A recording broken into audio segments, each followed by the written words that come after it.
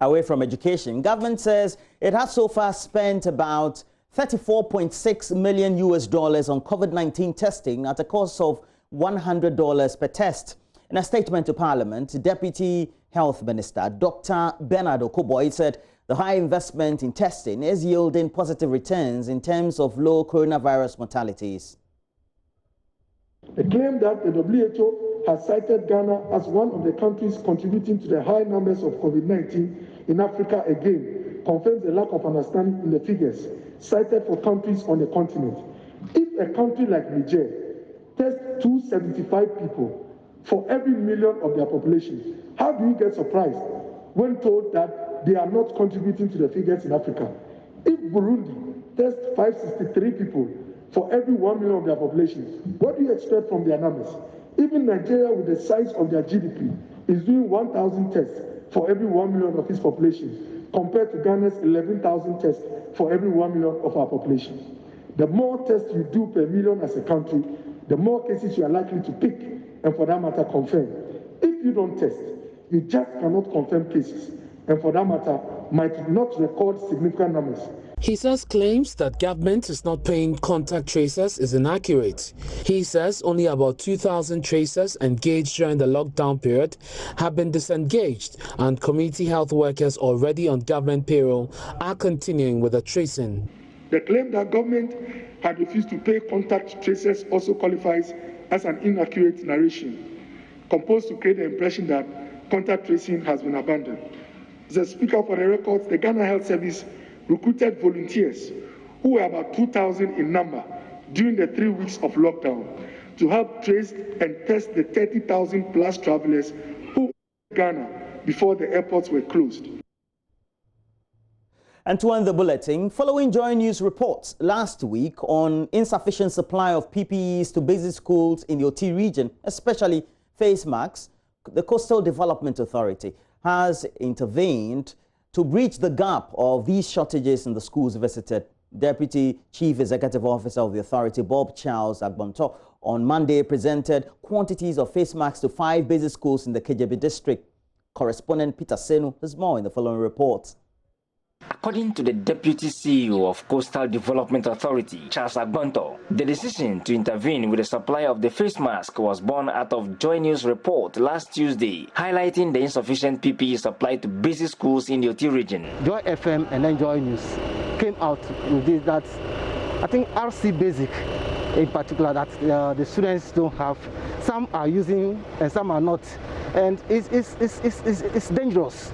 For anyone who is not using face mask, you are a danger to society, because you are not preventing yourself from getting, and you are also the factor of spreading the disease. Having heard that from JoyNews that some are having and some are not, we decided to come forward and see those who are not. We provide everybody at any point in time. Everyone must have face mask.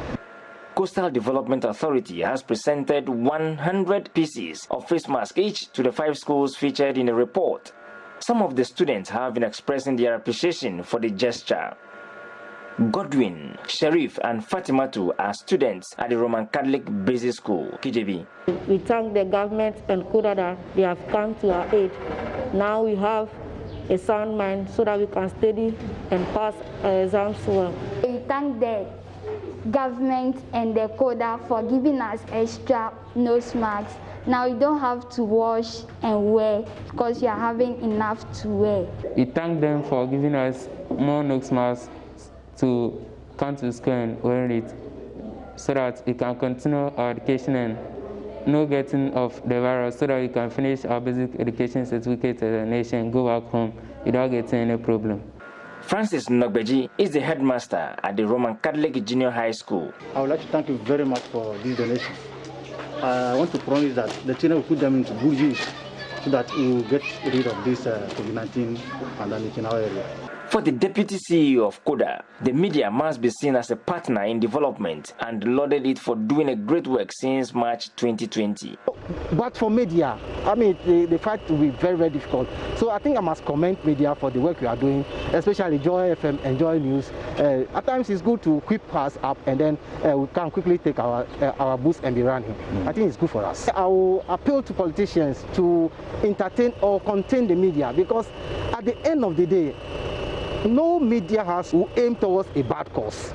It is always towards a good cause. So that if they are equipping you for the negative aspect, they want the negative to shift towards the positive. So I think politicians must be aware of that. We should take it in good stride. Human beings, we are all fallible. Maybe you might not be up on a particular game. Somebody will prompt you up and you quickly get up and be running. Like I said, but for you, we couldn't have gotten this information. But the moment we got it, and when we came around, we saw it. Some are having, some are not having. Meanwhile, the issue of Veronica buckets supplied across the UT region without taps is still pending resolution. Busy schools are making do with tippy-taps and other improvised materials 4 weeks after schools have resumed. Peter Sanu for Joy News. Well, that's it, the news run-up we have this morning. Before we review the newspapers, myself, Mama Vio Somwache, Gifty and Wapia, and Maxwell Akbagba were here.